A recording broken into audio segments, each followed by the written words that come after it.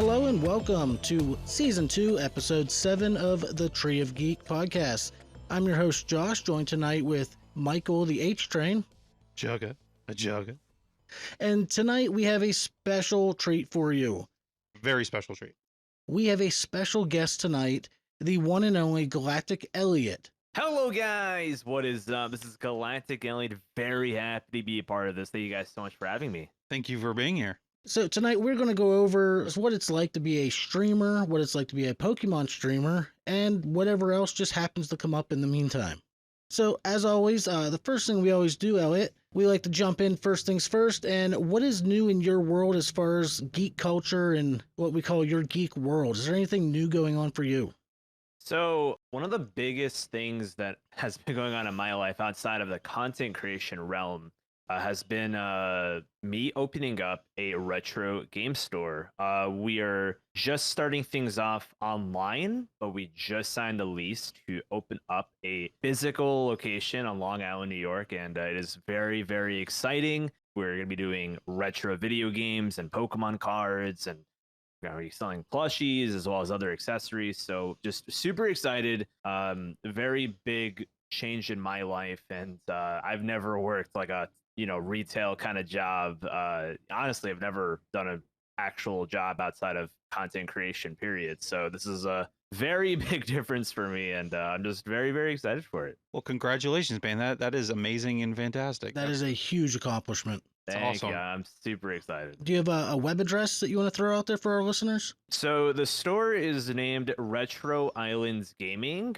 We do sell online, like I said. So if you are not in the New York area or not in the Northeast period, we do sell online. We actually do sell internationally as well if you're watching outside the United States. The website is retroislandsny.com. And yeah, I mean, I think we have some really cool stuff. So if anyone's ever interested, definitely check it out and tell your friends. That's the biggest thing that I can always ask for, is for people to just spread the word, because I know not everyone may be interested in spending money for games or whatever. But I appreciate you guys letting me talk about it. I don't want to talk anyone's ears off about it or anything like that. But yeah, it's a really big change in my life, and I'm really I'm blessed to be in this position and very, very excited for the next chapter of my life. And we are incredibly happy for you. As long as you don't start selling comic books, you don't have to worry about me going in debt. Yeah, I took Funnily enough. Oh, geez. Okay, I'm gonna make this very short.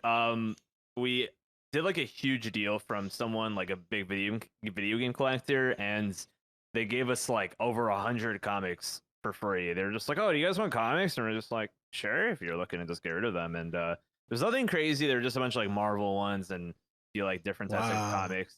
And funnily enough, we opened up the store like a block away from a comic store place. So we wanted to introduce ourselves in case of any overlap or anything like that. And we told them, hey, we're gonna be moving like a block away, and we have some comics, and we like to just say what's up and trade these into you if you're interested. And it was a nice little icebreaker, and I think it was a cool gesture. And if we do get any comics, we may sell them, or we may just honestly sell them to the comic store place, because that's not really our field. But I was gonna say, let the turf war begin. in New York. Yeah. I took a glance real quick at your site when I drove over here, and it's very easy to navigate. A lot of really cool older games on there. Yeah, I love the 80s vibe that it gives off. I'm a pretty big retro guy myself, so I really enjoy that stuff. I'll probably be purchasing something somewhere. I'm not a big video game guy, but I'm sure there's some there I can find. Yeah, I appreciate that a lot. Thank you. Yeah, I that was the biggest goal we had. We wanted the site to be like easy and fast, not clunky, and just like easy enough to navigate. Well, you hit the bullseye, because it was very easy to use. Yeah, oh yeah. I appreciate that. Thank you. What about you, Michael? What's going on in your life? Nothing huge other than we went to the Happy Valley Comic Con. The Happy Valley Comic Con. That was pretty good. Picked up a couple what do you call those? The little bobblehead deals. Pops? Yeah, those. Funko Pops. I picked up a Chucky and a Jason. Just been watching Halo. Halo's been, I think, knocking it out of the park. I know Airbender's not getting the greatest reviews, but I enjoyed it. Been really busy lately, so not a whole lot of geek stuff to throw out there. But yeah, I think Airbender doing good, Halo's doing good, and I went to the Comic-Con. Great. What about you, man? I mean, same boat because I was, You were with in the same car as you going to Comic Con. drive me around chauffeur. And yeah, when you hear Comic Con, you usually think like a big comic book convention. This was just maybe 100 yards long at best. Half of a complex. Yeah, but they're it going to was- get bigger next year here. So But it was a good time. I did enjoy it. The biggest new thing that I had to bring up was, I think it was 2 days ago, was Pokemon Day. Elliot, you could probably correct me on that. And they announced the new Pokemon game coming out. Was it Legends Z, where they did Legends? Did read up on that. ZA, yeah. Yeah, where they did Arceus. Now they're doing Z, which is going back to, what was it, the Sinnoh region? Palos. Or Palos. Arceus was for Sinnoh, yeah. Oh yeah, okay. So I'm actually very excited about that. I never played the card games growing up. Never watched the anime, but I've played every game that I could get my hands on. I had Pokemon Yellow. My grandmother bought me a Game Boy Yellow at Costco or Sam's Club, geez. one of the two, way back in the day when it first came out as the big combo pack.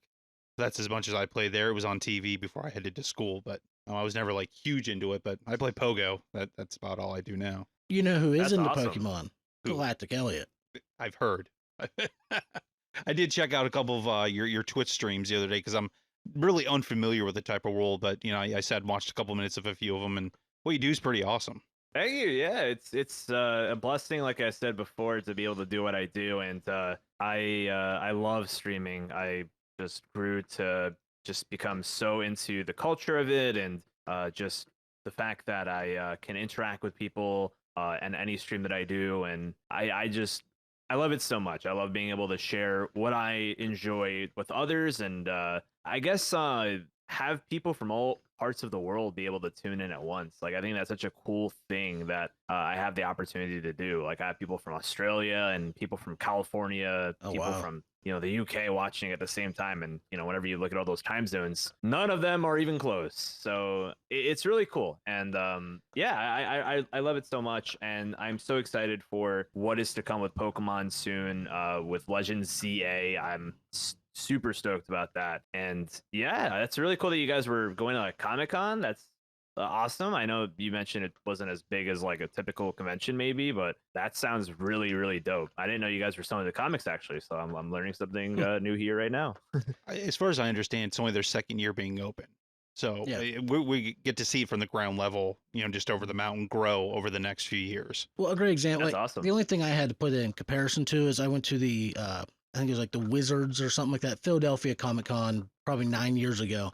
I mean, you're talking. That's back when Wizards of the Coast was still involved. Yeah, I mean, you're talking a full size Comic Con. There's actual celebrities there, charging $50 a picture to sign. There was a replica Batmobile, Jurassic Park Jeep, stuff like that. This felt more like a flea market almost. Like everybody was trying to sell something, not as much to look at, but hopefully as it gains traction, it'll evolve into what it really could be. Yeah, they had a couple celebrities, just not your Yeah. your massive celebrities. But I recognized two of them from some TV shows I watched. You would have liked it, Elliot. They did have the original voice of Nurse Joy there signing Oh, pictures. really? Yeah. That's so cool. I love that. Well, do you want to like maybe jump into us digging into who you are and how you got where you are today? I don't know, Do you man. mind if we ask you a I'm few running a questions? little low on time right now. No, I'm kidding. Yeah, absolutely. Would If- love to jump in, and If we could absolutely. just get your mother's maiden name, your social security number, and your date of birth, that'd be. Oh man. Well, can you tell us like a little bit about yourself and how you got into Twitch streaming? Sure, yeah. So I actually started with YouTube way back in the day. And I'm talking way back like I was a fucking kid whenever I got into this type of stuff. So it's been a long time. I've been doing this for so long, it's kind of crazy. But back in like 2006 or 2007, I was just watching YouTube videos, like just watching walkthroughs and reviews and like all those types of gaming videos. One of the people that really inspired me is actually still around. He was known as Sonic Dude back then with a K, like Sonic with a K, and nowadays he's known as Anth Dude 92, and he's a really cool guy. But he was my biggest inspiration, and just watching the like walkthroughs and that kind of stuff, like the Let's Plays, I really wanted to try that myself. And I was a kid. I was like at this point like 9 or 10 years old, so I was like literally like a baby. I probably should not have been using the internet back then, but well, I was. So I was like, how do I do this myself? How can I start making YouTube videos? So I hit up the good old Google Areno and Googled ways to show my computer, like, get like a screen recorder, and I found Hypercam 2, which I don't know how many people used to watch YouTube videos from back then, but if you watched any from like 2010 and before, you probably saw that ugly watermark in the top left corner that said unregistered Hypercam 2. And that is exactly what my videos had. I didn't know what to do as my first video. I was like, I could do a gaming video, or I could show off my very cool Club Penguin account. So my first ever video was me showing off my Club Penguin account. And it Wow. was probably the cringiest video ever. Hey, you But I gotta was start somewhere. so proud of it. If I had to start somewhere, I'd choose turtles, but you chose penguins, so I mean that's fantastic. Yeah, exactly. So I started with Club Penguin, Wow. and I kind of just went from there. At that point, I started doing like games. Like I started to do videos of like Nintendo and that kind of stuff. And over time, I really, really, really wanted to start streaming. But I didn't have like a really good internet connection, so it took me a while to be able to stream until I one day upgraded my internet to be a little better. It was still pretty bad, but Did you it have was like good dial-up enough back then? to stream. Dude, it was like similar to dial-up. Like anytime Like someone would Kmart Blue call, Light Internet? it sucked, dude. It was I remember like we had to put like the router outside of my dad's office, so that way if the internet ever went off, we had to like go downstairs and like reset the router. And like I just remember like punching the router one time and hoping that would fix it, because I'm like, dude, why is this not working? But obviously that would not fix anything. See, that But, sounds like my experience when I had Verizon DSL. yeah, it was Uh, Verizon. I'm It was pretty before, like, sure Fios. I'm pretty sure I paid for internet that worked maybe half the month. That sounds like a Verizon And thing. every time I call, they'd like, oh yeah, and they turn it right back on. Like, why can't you just leave it turned on? Like, why does it keep turning off? It was It was the most awful. frustrating thing ever.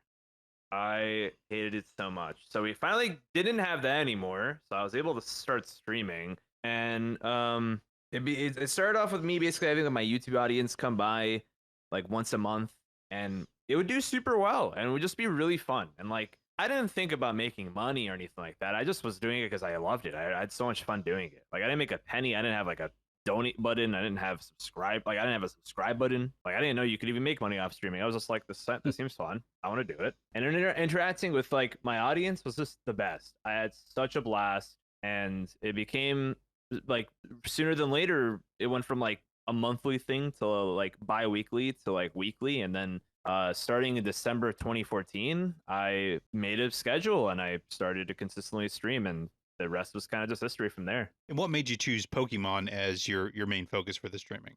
Oh man, well, I started with Club Penguin, so that ain't Pokemon, right? Right. Yeah, honestly, I wasn't expecting myself to really do Pokemon at first. I was like just wanting to share all the games that I really enjoyed with everyone, and it started with more so than anything else, Nintendo. I did like Mario, I did some Pokemon, I did some Smash, I did Mario Kart, like all these different types of things that were just really fun. And after making a new channel, like I've been through like maybe like 3 different channels in my life. I made another channel, and I made that into a speed running channel back like in 2009. And that's whenever I started to do speed runs of Mario World, ROM hacks, and Super Mario 64.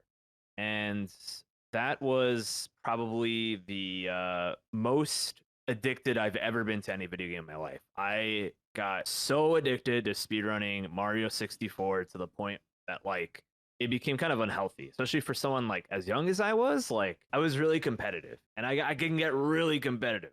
So What was your fastest time?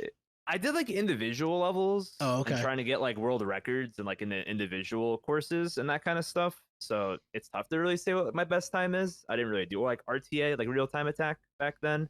But I was trying to be like a perfectionist. And over time, I was just like, I think I'm wasting my time doing this type of stuff. Like I'm getting too addicted, and I'm not getting the results I want. And I could be doing better things with my time. So then I rebranded again in 2011 to GalacticElliot, which is my current channel. And on YouTube, I basically went back to doing Let's Plays. And I actually was doing a Super Paper Mario playthrough as my first like series on Galactic Elliot, and I wanted to do another series. So back then, whenever I was using Skype, I would do Pokemon playthroughs with my friends. Like we'd like screen share and we would just like shoot the shit and play Pokemon and just fuck around. And it was so fun. And there would be moments where I'd be like, dude, why are we not recording this? Like that was the dumbest thing ever. Like the thing that just happened was like literally like the stupidest thing, like the stupidest shit in the world. Like someone got a shiny and I'm just like, why are we not recording this? So this is hilarious. This is amazing. We should record this. So I made a video and I asked the people to comment or to vote on a poll in the comments, and I told them to get to 25 thumbs up will be the next series that I do. And one of the ones was for me to do a Pokemon Emerald randomizer Nuzlocke co-op, which was something that no one really had ever done at that time. This is like 2012. It was like early 2012. Whenever like randomizers and Nuzlocks weren't like super duper common to do together, especially with one other person. Like it was going to be like a co-op with my friends. It was basically going to be what we do on Skype, but instead recorded for YouTube.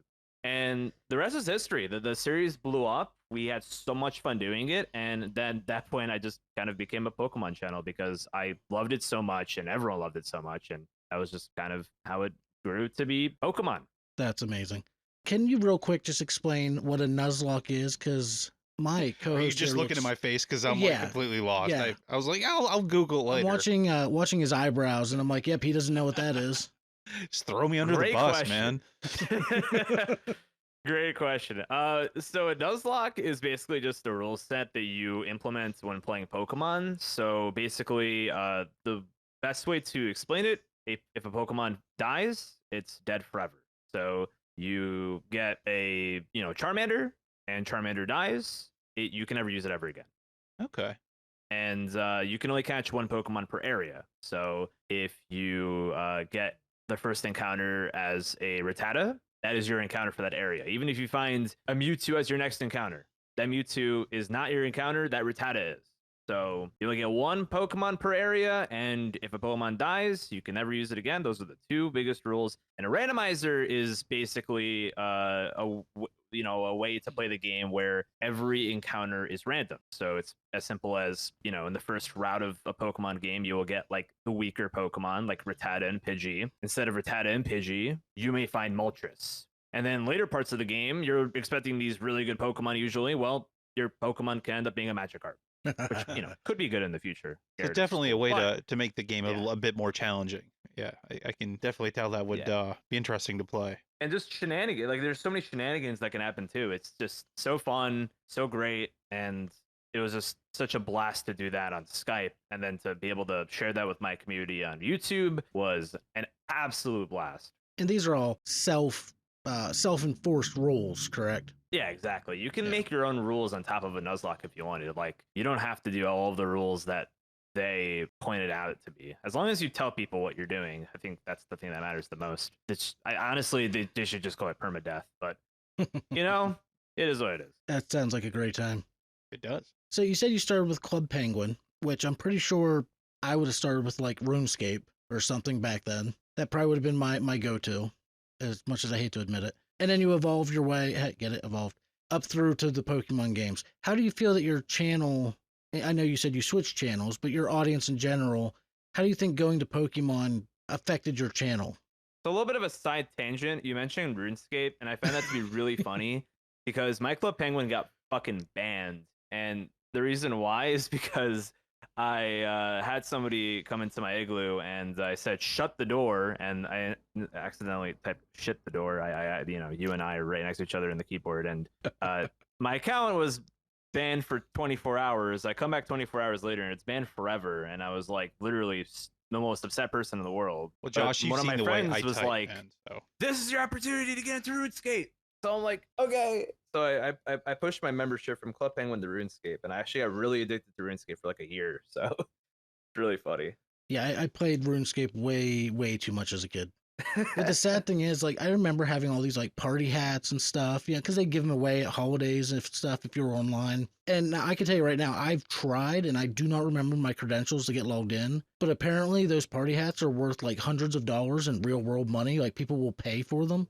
Like That's digital crazy. item. Well, yeah, like if I got into my account and say I had like, I don't know, 20 party hats, somebody would want to buy my account or buy individual hats for real world money. And they're worth like hundreds of dollars. That's crazy. Better find It that is. account out. Maybe in 20 years it'll be the Find an gold old mine, notebook. dude. Yeah. It's it's like getting locked out of Bitcoin. But Oh, that's actually crazy. Wow. But yeah, tangent over. So I feel like my channel has definitely grown a lot since then. Obviously, I've been doing the YouTube stuff for so long, and then, yeah, I started YouTube in 2007. Pokemon content started like in 2012, and I've consistently started streaming on Twitch since 2014. So, I feel like in terms of like it evolving is kind of just a sense of like I was doing more of like the simple shit back then. I was like, okay, on Twitch, I will go for shiny Pokemon and do wonder trades with the community, and then it became doing challenge runs, and then it became doing community events, and then it became doing these really crazy marathons where chat can literally interact with my game and make different things happen to me in real life, like putting ice down my pants and that kind of thing. So I think a lot of my shenanigans have come out over time where I've thought of things in my head, those shower thoughts. We all have them. And I try to make the most unique content I possibly can. And my community kind of goes with it. And I just want my community to get the best because they deserve the best, and that's what I've always strived for, to be more than just this Pokemon channel doing X and Y, except those are Pokemon games, but you know what I mean.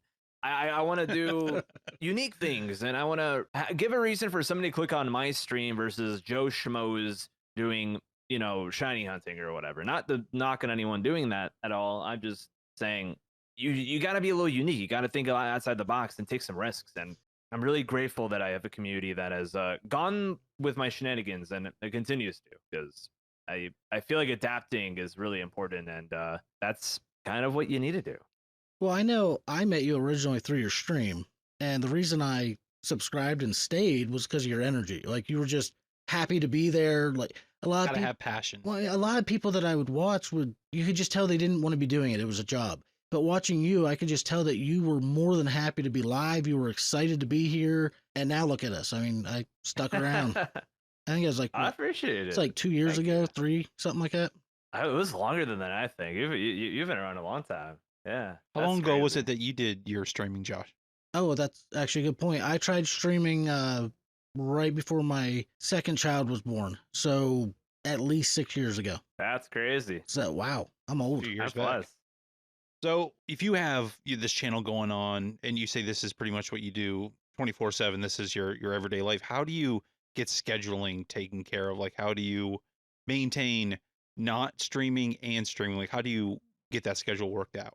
Man, I used to be very consistent once upon a time, but I've become very inconsistent, where I just kind of go live whenever and kind of just vibe with the people whenever I do go live. I just find that to be the most enjoyable for me, because people can tell whenever you're forcing shit, and I don't want to be that person that people watch that knows, oh, he's not really feeling it today. And we will have those days where like our energy levels are not the best, and I want to give people the best. Like, your viewers can tell more than anyone whenever you're not feeling it that day, and I want to give people what they deserve to see. So I stream whenever I want, and I basically ping my Discord server whenever I do go live and let them know, get excited, get hype, all that good stuff. Nowadays with the store, though, with me doing the retro game store stuff, it's a lot more sporadic, because we are trying to launch things up, and we have so many things that we have to get settled and get to go.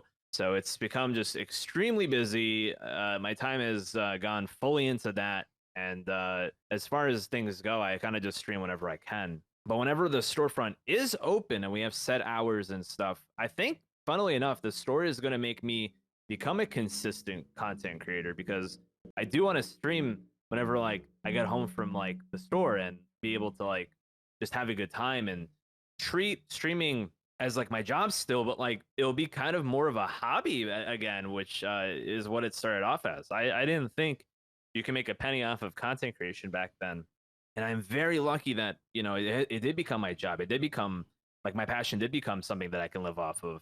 But it'll kind of become that again in a sense. I obviously do still need to pay my bills, and with a startup business, a small business, we don't see profit for a while. So I'm kind of working for free for the business for the retro store. So I still do need to pay the bills. So content creation will still be a big part of my life. We do also have a Twitch channel for the store that will be able to like stream our stuff, and we do actually stream our stuff like twice a week.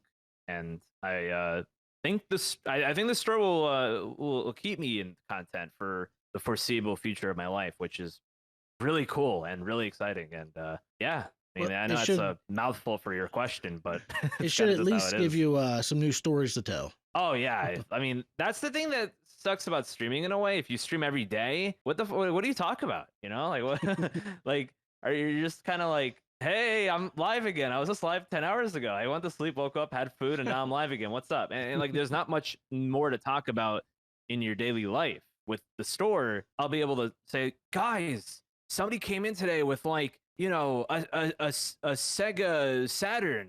You don't see that every day, and they do like this happened and that. I'd be like, I'll have so many more things to talk about and so many more things to get excited about. And I think that's just gonna be so fun, to be able to kind of like loop the two together in a way and just share my excitement and passion for these things. Like I'm just so excited. It's gonna be so great. Well, I guess that kind of leads into my next question is how do you keep your streams engaged for your fans and for your followers? How do you keep it exciting, and how do you keep giving them that wow? How do you keep up that energy over time?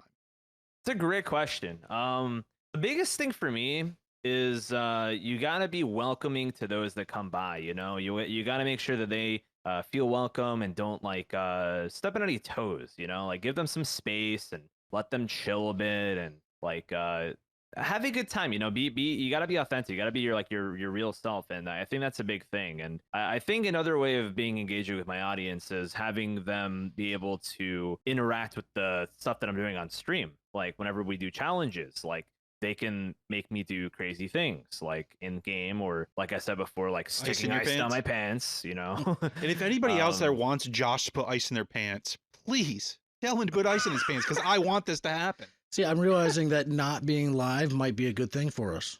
It's going to happen in season 12. It's going to happen. Season 12. Keep pushing Just it don't back. be like me. But yeah, I mean that's the big thing. I feel like it's important to be different, and that's kind of what I like to do, and being able to have my community engage with what I'm doing and be able to interact with those types of things. I think that's super important and keeps things exciting, keeps things just funny, and just creates memories. And that's one of the biggest things I love about streaming, like making those memories, dude. Love it. Absolutely. That's a great answer. Great answer. So here's a question for you. You're streaming, you got, I don't know, cause I mean, what are you at now? Like 70,000 people on Twitch? I don't even know, dude. 50,000, 100,000, I don't know. So say you have, I don't know, 500 people in your stream at one time. How do you interact with your viewers? How do you know what to read, what not to read, who to talk to? Like, how do you keep up with that? It's a great question.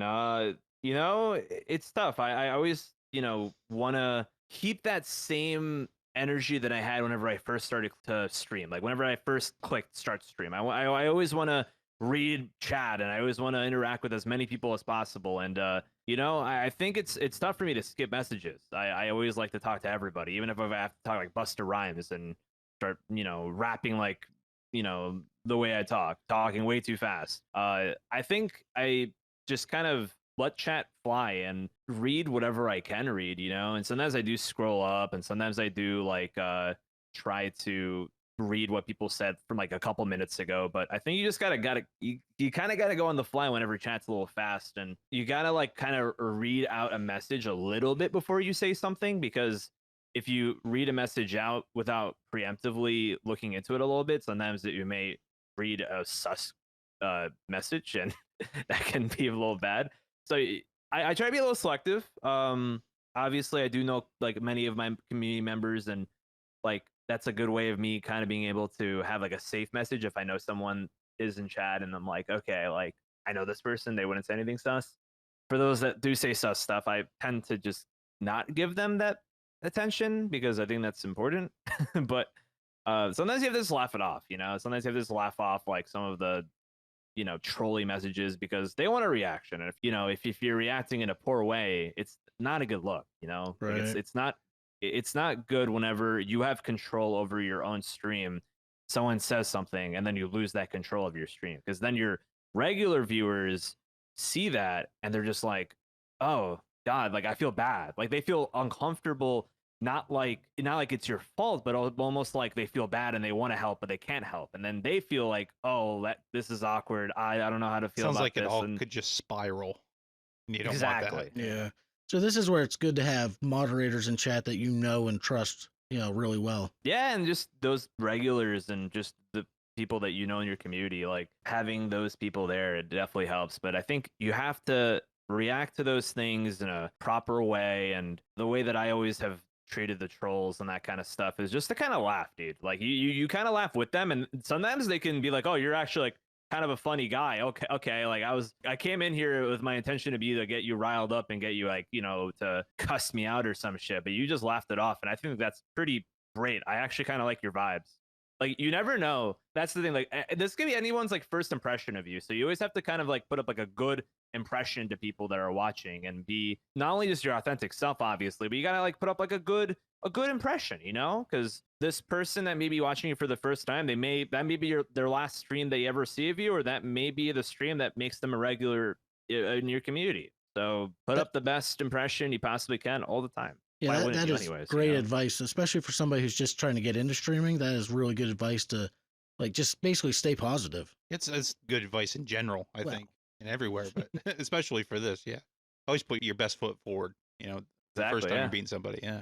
So you've had your share of trolls, then I take it. I mean, over time, yeah. I mean, especially whenever I was younger. I think nowadays I don't really have a lot of people that try to come by and troll me because I don't know. I feel Do you like think it's because you're established now? I think I don't know. It's weird. Maybe whenever like you are established, I don't know. I think people just come by and they're just like, oh, this guy. I don't really want to fuck with this guy. Like this guy seems like he would fuck me in return. So I'm just gonna go to someone else. I don't So you know. gotta be Whenever kind, but anyone also comes give them in- that face that says "not today."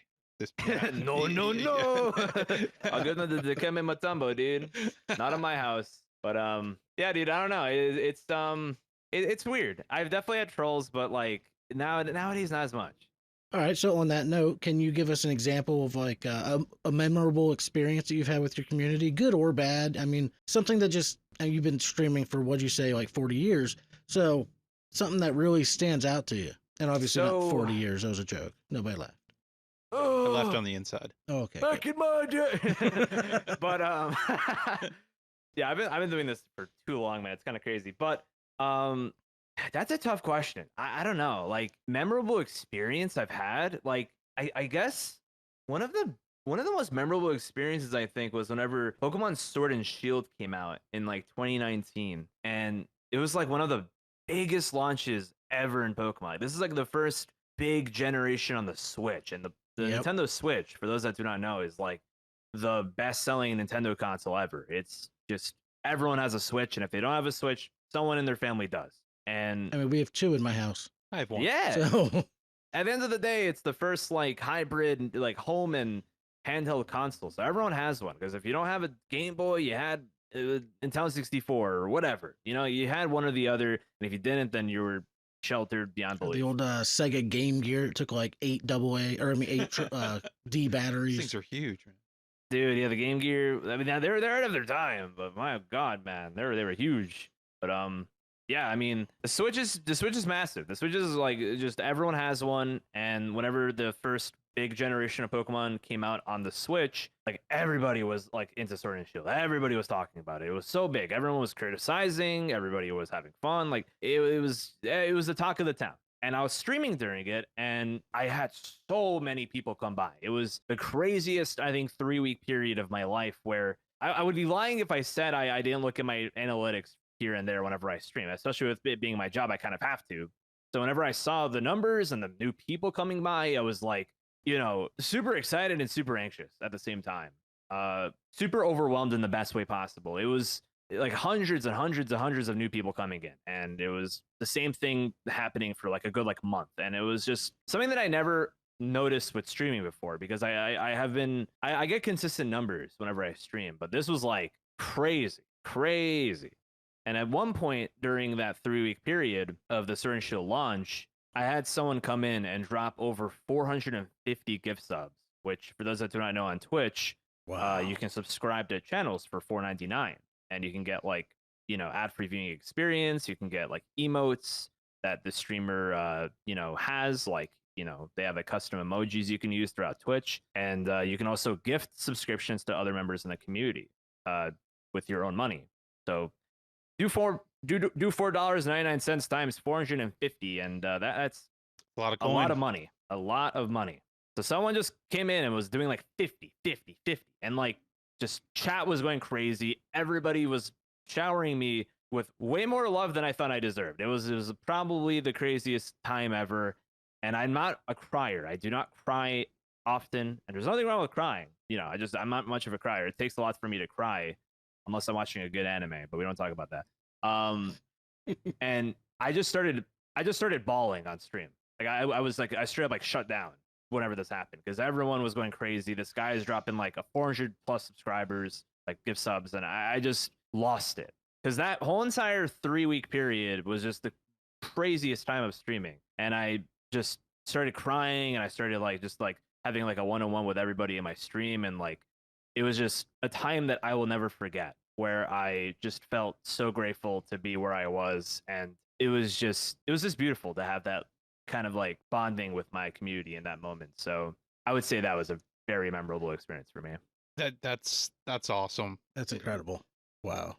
I can't imagine what it'd be like to be so connected and feel the emotions and have just that whole like kind of just fireworks type feeling. That's awesome. Thanks for sharing with that.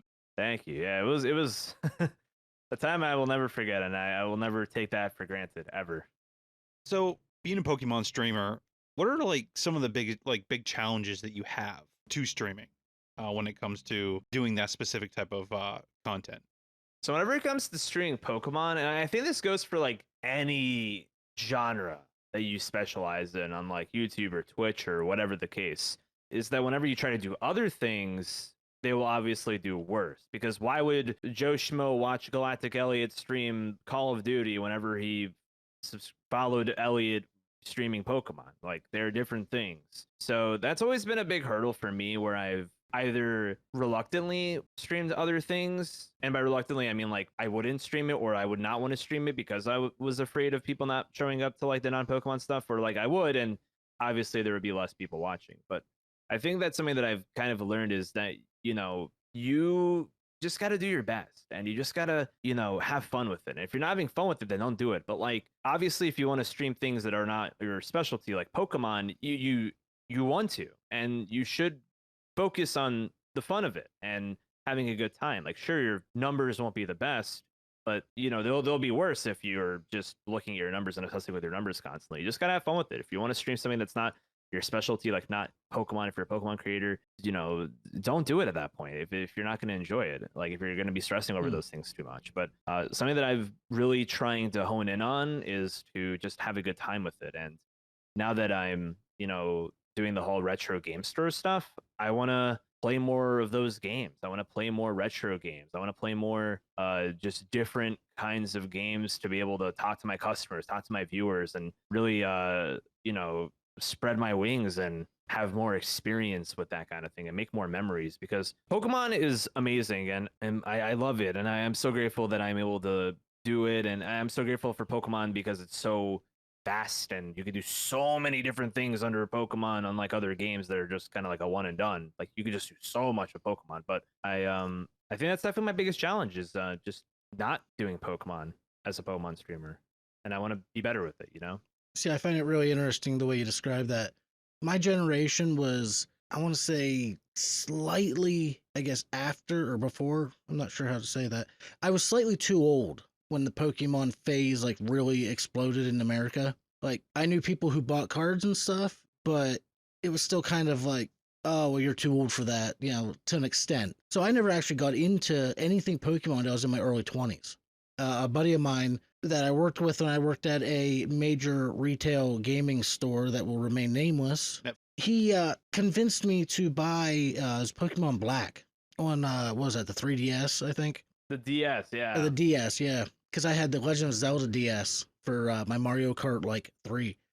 And he convinced me that, we'll play through it together. And I didn't really understand what he meant. And he meant, well, we'll play when you get to a gym, don't keep playing, we'll battle each other, and then we'll go to the next gym. Like, I think looking back now, it's kind of like a very loose Nuzlocke, because if I lost, I had to put one of my Pokemon in the bank and not use it anymore. That's crazy because there is a Nuzlocke that's just like that called a Cage Lock. So maybe that's what it was. Cage Lock. Yeah. But yeah, Black and White was before the Cage Lock was even a thing. But either way, continue. I honestly couldn't tell you. I mean you can tell me, but yeah. So I started playing with him, and I remember the first thing he ever traded to me was a shiny Mewtwo. Oh wow! And I kid you not, I still have it in my current party on whatever game I'm playing right now. I just blanked. Scarlet and Violet. Yes. Oh, Sword and Shield. No. Scarlet and Violet. Then. Scarlet Like and the Violet. newest Yeah, ones. thank you.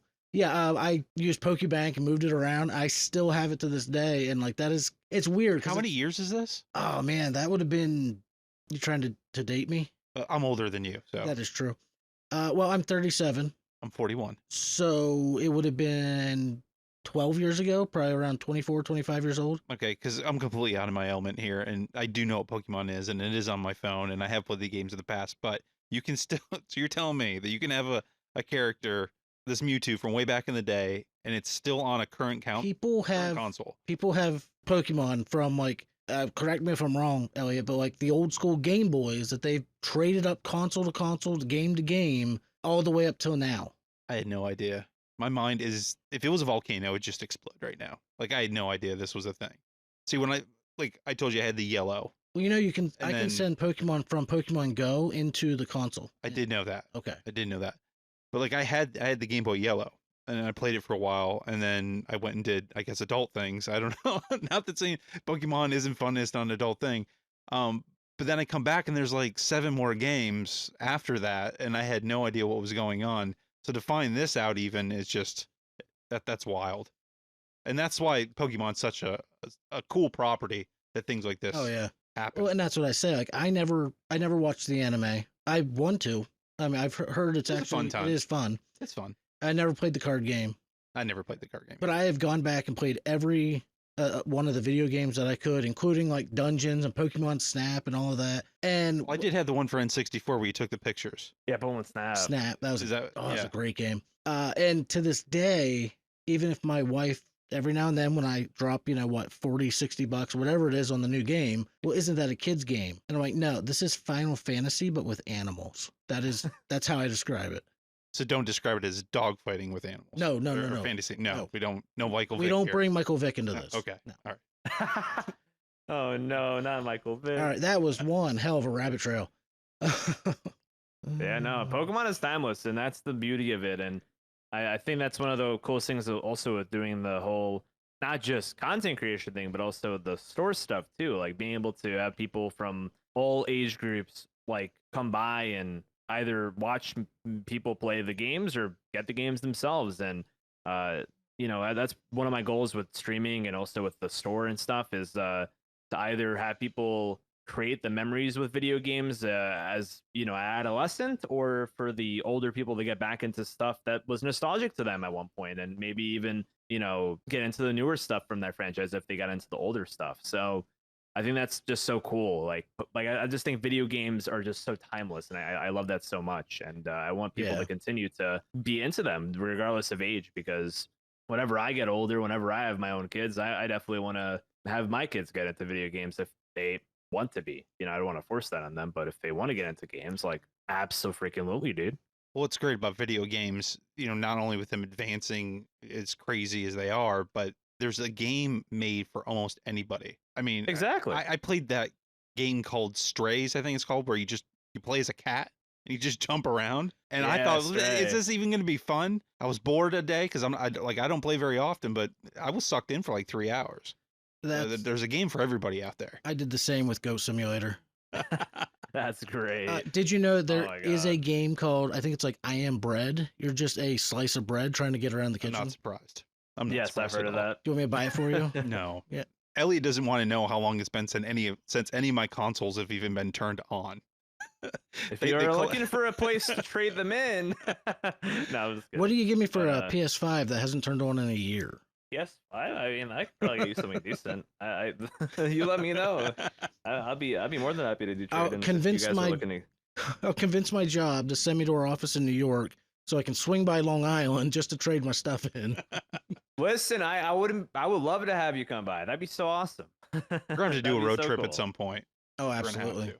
You guys are more than welcome. Do you whenever the guys store's have a open. copy of Mario 3 for the original N64? Wait, let me check the website. Or not N64, the original Nintendo? Do you Yeah, have we a have copy of that? we have Mario Bros. 3. Yeah, All right, well, that's what I need. We have Yeah. Mario That'll Bros. probably be 1, what 2, I and buy. 3. You have to buy it through the website. I will. What was the I web? appreciate that. It means a lot. That's exactly what it is. You know, you have these memories, you have these moments, and it's just all so nostalgic. And then you're like, shit, I don't have that anymore, or like my NES is broken, or whatever the case. And That's- then you go into a store and you're just like, what if I just bought this and like relive my childhood? And then Exactly. I just And love that's what that. I want. love that so much. Well, and Like, it's great because like on the Switch, I just downloaded the Sonic, I guess you'd call it like collection for my kids because Yeah. they're really into the cartoon, and I'm so proud because yeah, like you said, you didn't know this, but I'm actually a fairly avid collector of comic books.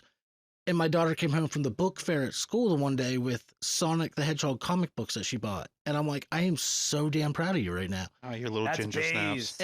And Oh my god! so I bought love them the that. games, and my 6-year-old is playing it, and she's like, "Dad, how do you beat this? I can't beat this." And I'm like, "Welcome to my childhood, babe." Like, I actually Yeah. have some Sonic comics, funnily enough. on the oh, site. jeez. That's really funny. Which I mentioned on one of our previous episodes in the beginning. We always do a "What's new in your geek world," and my daughter brought home. She started reading a graphic novel called Amulet. So I got online and found her the whole series, all 9 books. She's over halfway through the series already. This is when I was telling you about where it starts out with the dad getting like he dies like 2 pages in, and I'm like, what the hell are you reading? Like, You gotta Oh get my used to the God. darkness early. but that's my wife always says, like my comic books, like you said, they're timeless. And I always say, like, yeah, well, here's the current value. I have an app that gives me a running inventory. And she says, well, you're never going to sell them. I'm like, they're not for me to sell. These are Not for always my about the children money. one day. Like, if they want to sell them, they can. If they want to continue on the legacy, they can. I think my oldest book is like 1940. I mean, you got to figure that's 80 years old now, and it's still here. Like, games are the same way. At some point, you're going to look back and be like, this cartridge is 100 years old. Well, see, and you were mentioning you downloaded all the Sonic, but I have the original Nintendo, so I want the game, so I can put it in there, I can blow on it, I can click it. Like that's what I want. I don't want to download it on my Switch. I want to play with the old controllers. I want to have that feeling of when I was like 6 years old in front of the big Zenith TV on the floor playing. Like that's what I want. You know? My man. Yeah, Yeah. big My floor man. model. Yeah. He's spitting. I love that. That's awesome. That's exactly what it is. So getting ready to start tonight, as you very well know, we had some issues getting your call pumped through the sound system, through the mixer, getting into the computer. I mean, it was a little bit of a Charlie Foxtrot, if you follow me. What Kind kind of of a doozy. yeah? What kind of technical issues have you run into? I mean, because streaming for so long, I'm sure you've built up your setup fairly. I'm sure a advanced. train wreck has had to have happened Right. at some point. I mean, like at one point when I gave my go at streaming, I mean, I sent away my 3DS, spent like $500-600, and had it modified so I could stream. And then capture cards came out like 3 years later, and that was a waste of money. But like, what kind of setup do you like? What's the worst thing that you've ever experienced? As far as like Michael said, a train wreck trying to get your stream up and running. Have you ever been like in the middle of something where you're really excited and then it just like crashed on you? Oh yeah, I mean multiple times, and I think that's really the big thing is whenever things are out of your control, it's the worst. You know, whenever things are out of your control, it's like it's out of your control. What are you gonna do? Like that's whenever you get the most frustrated because you did everything right, you did everything that you could, and then it all shits on you, and you just want to crawl up in a ball and cry. And that's when you punch the router. Exactly. That's whenever you go downstairs, you find your Verizon router and you punch it and hope that fixes anything, but it's not. But I've had those things happen with streams where I had my 3DS capture card at one point stop working, and I didn't have a capture card for a good like month because I had to get it repaired. I've had moments where like there was like an internet outage that was really weird. I think it had to do with like Cloudflare or something, where like my chat was not loading, and like there were certain parts of like my internet that wasn't loading, but I was still live. I just could not read anything. And I was like, do I just end stream or do I just continue streaming despite all this happening? So I like found it really funny. Like, here's the thing. You got to find ways around the things that are out of your control and make them in your control. And whenever I was not able to like do half of these things with my internet, I found a fun way where like I was talking to people through like my Discord or like my Twitter, and like formed like a different chat where like people were like, Elliot, we can still chat on your Twitch, but you can't see us or whatever. So let's find a way to make this work. And you know, it creates good memories out of like in the moment, like one of the biggest train wrecks ever. Could the people chatting see each other? Yeah, everyone can see each other. It was just my internet was an outlier issue. It was like a New York issue. It was like a New York wide issue. That was Verizon, 100%. Oh, for Probably. sure. Yep. Yes. No, that is weird. This is like few years ago. And this is like Verizon 5. It was like good Verizon. This wasn't even like bad Verizon.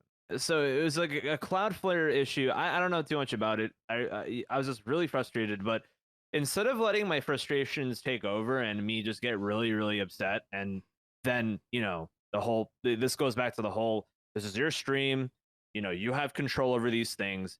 I didn't want people to then start feeling bad, start feeling awkward, start feeling like, damn, this sucks. Like, I want to help, but I can't. Instead of that, I try to make things as controlled as possible and make people feel as good as they possibly can and laugh about it and have a good time and find a fun way to interact with my stream through like having everyone go to like Discord or Twitter or whatever and talk through there and just meme about it. And that's the biggest thing. Like, you need to take these bad things that are happening and make the most out of them. And that's exactly what I always try to do, because it really sucks whenever like your computer blue screens or you have an internet issue or you have your whole entire, you know, console blow up on you and then everything sucks. Like, I always try to make the most out of a bad situation and make it a good situation in the end. And it's really hard. It really sucks. And whenever you have technical issues, the whole entire world feels like it's crumbling because, again, it's out of your control. But take what's in your control and do what you can, because your best is your best and you can't do much better than your best. Very sage advice. Yeah, very much so. Well, so that kind of leads into my next question. I was going to ask, you know, how important is your stream quality? Like, you know, if you start losing frames, do you stop streaming or do you restart it? But you basically just answered that you just make the best of it and you keep on keeping on, basically. Yeah, I think I don't really have like frame rate issues because my internet is actually really good these days. But I think it's important to know that like stream quality for me is really, really important as someone that's established. But if you're trying to start off as a creator, I don't think it's that important to have the best quality ever, because you're starting off. You don't know how deep you're going to go into the content realm. You don't know if you're going to ever make a penny off of this. If you're looking into streaming as like an investment, that's like not the best mindset to go into streaming with, in my opinion. I think you should go into it with like decent stuff. You shouldn't go too crazy. You shouldn't pour all this money into it, because you don't know how it's going to be in your life. You don't know in a month from now, oh, I tried streaming, it wasn't that fun, I'm not really too into it anymore, and I spent all this money on this and this sucks. I want people to go into this with like a very chill, like vibes, like have a good time with it. And like, I think the most important thing as far as quality goes is audio. Audio quality is very important, because if someone's coming in for the first time, you don't need to have a camera. You don't need to have a crazy microphone. You don't need to have a capture card even. You can be streaming things off of your computer through OBS as a screen recorder. You don't need these things that are going to cost hundreds and thousands of dollars. You need good audio, because if someone comes by your stream and they hear you, they're going to need to be able to hear you. So get like a $50 microphone, and that's pretty much all you really need for stream quality. And if things go well, you really enjoy streaming and you want to make the quality good, then you start to invest in the bigger and better stuff. Because whenever I got partnered on Twitch, whenever I was even doing YouTube, I didn't have great internet. I was streaming at 550 bit rate, so my quality was pretty eh. I was using a headset microphone, and I didn't really have a good webcam. I didn't even use Facecam back then, actually, whenever I got partnered on Twitch. People didn't even know how I even looked like. So, like, you don't need these things to ensure your success. Success comes whenever you're having a good time and people are having a good time with you. So just don't worry too much about it. That's my biggest advice for someone trying to start off and thinks getting good equipment will equal success, because that is definitely not the truth. When I first tried streaming Pokemon, I had a webcam aimed at my 3DS. So like it was like I'm holding my 3DS and the webcam's like right in between my arms.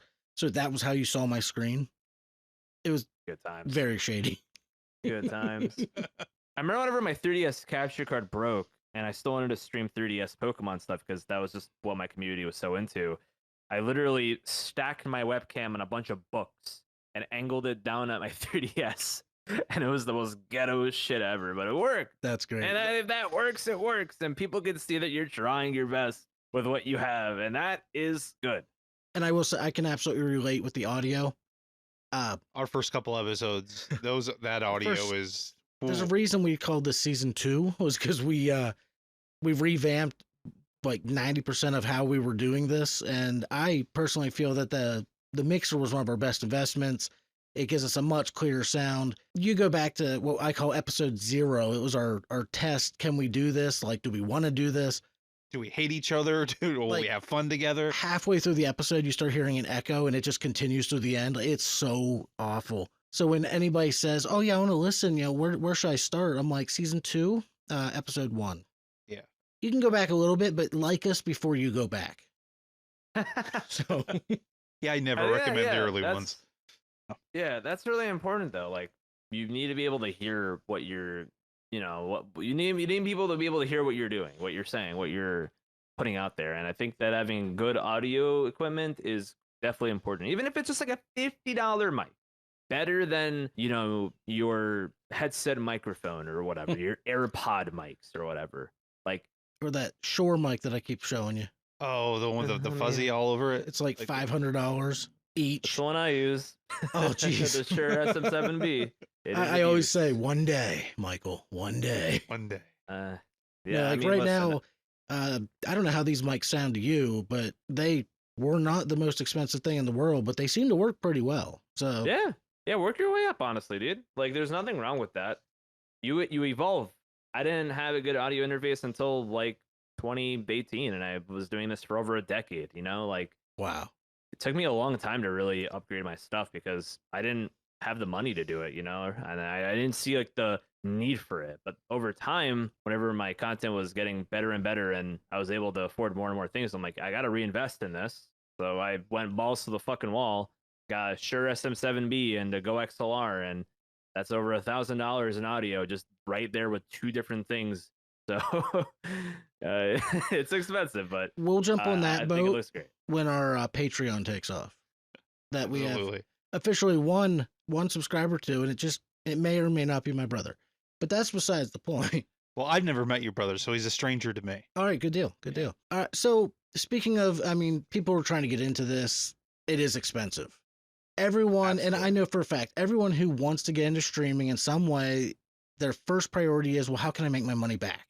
Which, even with podcasts, a lot of people go into it with that mindset. Michael and I agreed that whether we make a penny or whether we get rich, which we won't, we do this because we would be having these conversations anyways. Why not record it and put it out there? Yeah, record it, take a chance, and it's fun. And you got to have the passion, you got to have the energy, and you got to enjoy it. And I enjoy it every time we sit down. And I have a face for radio, so it works out for me. Oh, you're beautiful, man. Thank you. Beautiful. So I know with Twitch, because I tried it, I got all the way to an affiliate, which just means that people can give me bits and donations and sub. And then eventually you get partner, where you make more off your subs and, you're partnered. How does monetization work as far as sponsorships and things like that? Have you ever dove down that rabbit hole? Because I've seen some streamers, like every other stream, they're promoting a different product, and I mean, no offense to them, but it's like a money grab. They're grabbing every sponsorship they can just to keep that money coming in. Yeah, so as far as getting money off of like Twitch, yeah, so to become an affiliate, you need to stream, I think it's like 8 times in a month or something like that. You need to stream for a certain amount of hours, and then you need to have a certain amount of followers. If you have all of those criteria met, then you become an affiliate, where basically people can drop bits, which is kind of like a donation. You can pay money to Twitch to give you bits, and then you can drop bits to streamers. So like 100 bits is $1, 500 bits is $5, 69 bits is 69 cents. Think of it like 1 bit being like 1 cent. But yeah, so whenever you get affiliate, you get access to bits, you get access to getting ad revenue. So whenever ads play, you can get money off of ads. You don't get too much, honestly, unless you have a lot of people watching ads. But it's something. It could maybe pay for a Starbucks drink or something. But you can also get people to subscribe. You can also put up your own emotes, like I mentioned before. You get like emojis that you can put, and people that subscribe can get access to those. So those are things that you can get as an affiliate. Whenever you get partnered, you just get basically more emotes, and if you have a certain amount of subscribers, they're very recently finally doing better percentages for subscribers. Like instead of getting like a 50-50 split, you can get like a 60-40 or even a 70-30, depending on how many subscribers that you have. So pretty cool that they're finally doing that for more people. But yeah, those are the biggest ways to gain money off of Twitch. And then obviously you also have sponsor opportunities. For me, I have worked with like different games trying to sponsor me, energy drink companies, chair companies, meal kits, etc. Like I've worked with like a good bit of like sponsors. But the biggest reason for me to ever go with the sponsors is if I can imagine myself using that, and I would enjoy it. Like I wouldn't take something just because it's a good opportunity. Like I've had so many VPN companies hit me up, and I'm just like, I don't really want to promote VPNs. Like I could maybe get like a few $1,000s by promoting VPNs, but I'd much rather not promote VPNs on my stream. I just don't really think that's me, and I don't think that my community would like that. And if Don't want to be a that is for sellout. someone else, Yeah. hey, listen. If you need to keep the lights on, do whatever the fuck you want to do. Like do what you gotta do, make that money, go. But for me, I want to keep that authentic side of me that like I don't want to promote something unless like I believe in that. So I've only ever absolutely. taken sponsors for things that I believe in / would like myself. Obviously, if you guys are content creators yourselves or are aspiring content creators, my one advice for you for sponsors is to not let these companies take anything from you. They better be giving you not only just the free product, but also get some money. Get them to give you some money. Don't be afraid to negotiate. Don't be afraid to say no, because a lot of these businesses are trying to, get things from people like the smaller creators. Even they're trying to hound people. They're trying to prey on creators and get basically like free publicity. And the biggest thing that they offer are like commissions. Like if someone uses your code, you get 10% off or whatever. And that's not enough, in my opinion, to warrant all of your advertising and that kind of thing. Like get money, get free product. Don't just let these companies hound on you and prey on you, because like I just see it so much these days with certain companies, and it makes me upset because I'm like, these guys are fully taking advantage of this creator. It just sucks. Well, maybe you can off mic give us some of those names so we know who not to partner up with in the future. Yeah, I can name you a few, but I also I think that you definitely have to do some research, and again, don't be afraid to negotiate. These companies are giving you a rate that they are very comfortable giving. So ask for more. Never be afraid to ask for more. And if they say they can't budge, if you're happy with it, take it. If you're not happy with it, don't do it. So I do find it funny that you mentioned like chairs, because I remember many years ago you started your stream and it looked like it was you starting it, but it was a video of like you revealing your new chair. Do you remember this? Yeah. It Yeah. was one of the most amazing videos I think I'd ever seen in my life. This is like 2018. Oh, it was years ago. I got sponsored by DX Racer, which is like a racing chair company, and they hit me up and were like, hey, I can give you a free chair. And I met the people in person at PAX East at a convention, and they're super duper nice. And they're like, yeah, we can hook up with the chair. All you have to do is make a video. I'm like, okay, cool. I could do that. So I wanted to make a video that wasn't just, hey, everybody, I am partnered with DX Racer. I didn't want to do that. It's fucking boring. You know, no offense to anybody that does that, but like, no one's going to care. So I decided let's tie this in with what I do on my streams, which is getting shiny Pokemon. Which, for those that do not know, shiny Pokemon are differently colored Pokemon They're the that fancy have, looking ones. yeah, they're fancy schmancy, and there's a very rough chance of getting one. There's a different chance in every game. Typically, the chance in the main series Pokemon games is a 1 in 4,096 chance, so not a very common chance. So I'm like, how can I make this chair sponsorship video tie into Pokemon? So I made a skit where in the beginning I was trying to get a shiny Pokemon, and I was over 25,000 encounters deep. And I got really upset whenever number 25,000 is not the shiny. So I get up and I go on like on a rage fit. I'm like really upset. And then my chair becomes shiny. Whenever I come back, I don't realize that it's a different chair. It was a DX Racer. I sit on it and I literally just keep finding shinies. Every single Pokemon I find from that point, shiny, shiny, shiny, shiny, That's shiny. genius. Absolutely fucking genius. And at a certain point in the video, I like start like bugging out. I'm like, why do I keep getting shinies? Ah!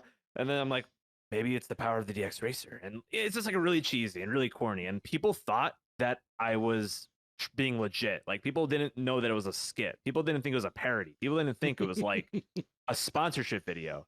People thought I was like legit either getting the shinies or like a really bad faker. And like, we were like, wow, you're such a cheater. What the hell? And I'm like, it's a skit. It's supposed to be fake. It's a joke. And the video got over 1 million views, and it's my most viewed video on YouTube to this day. A sponsorship video. That is why I tell people to go out of your comfort zone and do some stupid shit, because you never know, man. That is my most viewed video by far, and it's a sponsorship video. If I didn't get a free chair and had to make a video for the sponsorship, I would never have made my most viewed video. So you literally never know, dude. We will absolutely link to that video in the description of the on YouTube, anyways, not on Spotify. But on YouTube for this episode, we will have the link in the description below. It is ridiculous. I love it. So, with your passion for Pokemon here, how do you see the game of Pokemon evolving into the future? I mean, I know they've just announced the new game coming out, but other than that, how do you think it's going to evolve? We're going to get some more TV shows, some new games or movies. Where do you think it's headed? So Pokemon is just always evolving. They are the biggest like media in the world. They're bigger than Disney. Like they are more profitable than just so many different mediums. And it's from the mobile games, it's from the anime, it's from the trading cards, it's from the video games on the Switch, on just so many different mediums. It's absolutely insane. And they're going all in right now. They're going all in. Even the games that get like criticized to hell, they still sell millions and millions of copies, and it's just absurd. They're making Legends Z to A, which I'm very, very stoked for. And I am gonna be calling the shots here that we're gonna get another Nintendo console in the next year. And I think that next year in 2025, not only we're gonna get the next console, which is just basically gonna be a more powerful and better Switch, but I think we're also going to get the next generation of Pokemon, like Generation 10, which is really, really cool. I'm very excited to see where Pokemon goes from here on out.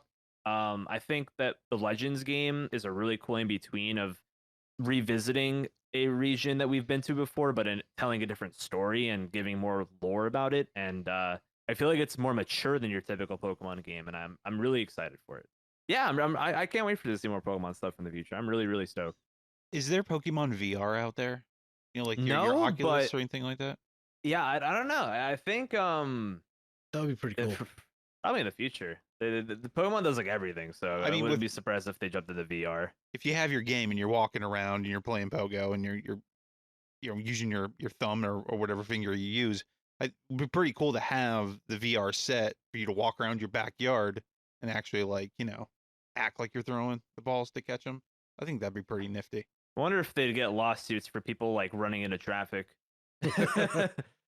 You Like, mean imagine having a And VR somebody set would and you're find just a way to get walking money. around. well, it's like when Pokemon Go first came out.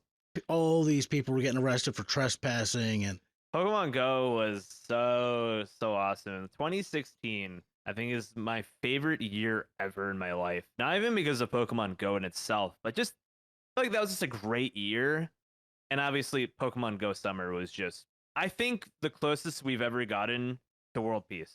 Well, that's when I Like, met I'm my not even kidding. fiance in 2016. So yeah, 16 was an amazing year. 2016 was just, I just remember in the summertime in New York City, people were just getting together. People that did never met each other, just getting together and just running around catching Pokemon.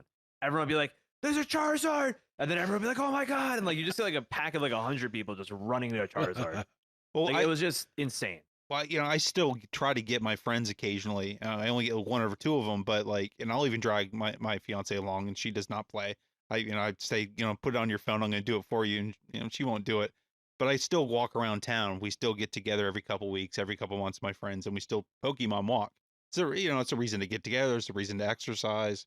So it's still a good way to bring the community together. It's awesome. Absolutely. No, I think COVID really screwed that up for me because I was really into Pokemon Go. Like I was like level 40 and everything. I was like huge into Pokemon Go, especially being in New York, like a train ride away from New York City, like getting together with friends for community days and getting together with friends for like all of these different events. It was so much fun and I was so into it. But whenever COVID hit, like I just didn't really play much because it's Pokemon Go. I don't Yeah, like playing where are you gonna Pokemon go? sit at home, you know? yeah, So I kind of just fell off of it, and I respect it a lot. I actually went to Pokemon Go in New York City, like the Go Fest this year, to meet up with friends and like play a little bit. So that was really fun, and it's really cool that it still brings people together. And I'm totally for like exercising and having a purpose, like a purposeful walk. Walking with purpose. I think that's always a good thing. So I love to hear that you're still into it, and I love to hear that people are still super duper down to play Pokemon Go because I think it's great. Yeah, I downloaded it, played it, I think, for like 2 days, and I was like, I'm not sure about this. Didn't play it for like 4 years. And then my buddy's like, hey, do you ever play Pokemon? I was like, well, I think I might have downloaded it once. And then it was just now, I for a while did delivery. So I was just able to hit all these Pokestops everywhere. It was pretty That's fun. awesome. Yeah, but I have Arceus. I played that for a little bit, but I don't have a lot of times for video games, but I'm always itching to do it, and then I never pull the trigger. But talking with you today, I'm thinking I might try to get a console version and play some. What would you recommend for somebody that is nostalgic for like the older stuff? What game would you recommend? I do have a Switch. Which one do you think I should jump into? Oh man, I mean, it's tough for me to say on the Switch. There are a lot of collections for games that you can buy. I really wish that the 3D Mario collection was still available. I don't know why in the world they made the game only available for like a few months. Like they were retailing it until like March of 2020, I think, and then they stopped selling the game. But it was basically a game that had Mario 64, Sunshine, and Galaxy all in one game, and it's just Okay. super nostalgic for people that played it on 64, people that played Mario Sunshine on the GameCube, people that played Mario Galaxy on the Wii, and you have that all in one game. So if you can get your hands on Mario 3D All Stars, if you're into Mario 3D games at all, I think it's fantastic. All right. What about a Pokemon specific? Like which specific Pokemon would you recommend? If you're on the For me to Switch, try. honestly, if you like a more casual game, I'm not a big Pokemon Let's Go Pikachu or Eevee fan, but I think in a casual setting, it's a very cute game if you're trying to get like a kid into it, or if you're trying to like get yourself back into Pokemon. You seem like you like Pokemon Go. Pokemon Let's Go is fun, honestly. Very casual. If you're talking like some of like the newer style games, I can definitely recommend, honestly, Pokemon Scarlet and Violet. They have problems, but they're really fun and they have a really good story. If you want something more mature, Legends Arceus is very good too. It is a bit lore building, and if you don't really know too much about Pokemon Diamond and Pearl, it may not be the best to play Arceus because I think it kind of leans on those games a lot and the lore around them, and it makes a lot of references that I feel people that play Diamond and Pearl would appreciate. So you may be a little bit lost if you play that before playing Diamond and Pearl, but it's those all are my right. recommendations. We have Wikipedia. He'll be fine. Yeah, honestly, Arceus is really fun, and Legends Z to A. Oh, I am so excited! It's a Maybe year I'll out. just wait for that one. Oh my god! I'll just Oh, jump right in and figure it out. Well, now, do it. Honestly, do it. I don't know nothing about the game. I just know it's gonna be fun. I'm very very excited. See, I think my favorite thing that they did in the past couple generations was in Scarlet and Violet. They tried to introduce multiplayer where Yeah, you could like I could see you, but you could go off and do whatever you want anywhere on the map, but we're still in the same world together. Oh, that's cool. Yeah, it was great because it was always one of those sit next to each other and play, or battle each other, or which game introduced the like the raid system? Sword and Shield. Okay, yeah, where you could partner up with that, but again, you had to like invite your friend. This was the first one where you could see them right next to you doing their own thing, and I loved it. Okay. Super fun. I don't know why they didn't do it sooner, and I'm excited to see how they do it in the future for sure. So now, how do you feel about all the offshoots? And by that I mean, a buddy just got me to play Power World, which is essentially, This the one with the guns. yeah, Guys at it's work like are playing this. Pokemon meets Legend of Zelda meets not any of those. Like you can upgrade your creatures to have machine guns and stuff like that, like or even Temtem. Like, how do you feel about all the wannabe copycats that are of coming out of the woodwork? And what is the best copycat that has ever been put out there? I don't know. It's tough for me to say. I'm probably not the best person to ask because I'm not really a big monster tamer type of fan. I don't know why I like Pokemon, but I don't like the other monster games. I've never tried Power World. I'm sure it's fun. I just knew that it would be a type of game that like people would be really into for like a few weeks and then it would just completely die, and it kind of did Mhm. happen like that. Yep. Because they just didn't really do much with the game past just the main point of it. And there's nothing wrong with that. If you enjoy a game for like 10 hours and then you're done with it, that's fine. But Pokemon just has that way of keeping you into it for so long, and There's a having lot of so many world different ways building to in play it. Pokemon. Yeah, you just kind of like make it your own game. And Power World was not even Pokemon. I think the designs were Pokemon, and they definitely were ripoffs of Pokemon, but the game is completely different. It's like Yeah. Pokemon designs, but then you have Zelda and Arc and Monster Hunter basically built into one game with a bunch of fucked up like issues with it. But Yeah. a lot of people were super duper into it, and I think that's awesome. I don't think that having those games is a bad thing. And if anything, if Pokemon sees those as a threat, then that will make Pokemon want to do better. And I'm here for competition, and I want Pokemon to feel like they have some competition because they are too comfortable. They are selling way too well, and I think that they definitely need some competition. So if Power World is that competition, then that's great. Well, and Temtem, they tend to I- cease and desist anybody who makes decent copy, like Uranium. Like that was shut down really that quick. sucks. Yeah, that sucks. I feel bad for the people that made Uranium. The cease and desist to Power World is probably deserved because the designs were definitely ripoffs. But I don't think the game is similar at all to Pokemon. I think it's very different. But Temtem, on the other hand, I think that failed because the developers are fucking stupid. But that's besides the point. They basically got on their high horse, and I'm if you're a Temtem supporter or Temtem dev hearing this, hear me out. They got really arrogant, and during Pokemon's big launch, whenever Temtem came out, they decided to make Temtem. Why would you, who is obviously making a game that is very highly inspired of Pokemon, why are you bringing your game out during Pokemon's high point, their big release, and thinking that it's going to be a huge success whenever you're a Kickstarter company? Like, Power World was really smart. They brought their game out during Pokemon's most dead season, which is a year that they didn't have a new game coming out, and also a time that everyone has money, aka December to January. Everybody has money. There's no Pokemon stuff happening.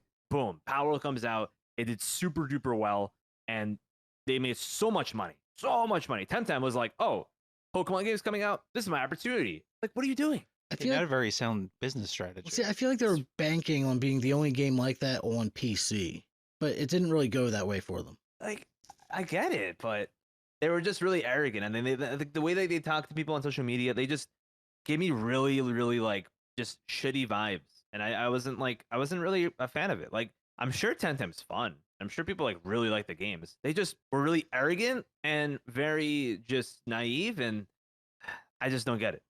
They shot themselves in the foot, and I don't feel bad about it.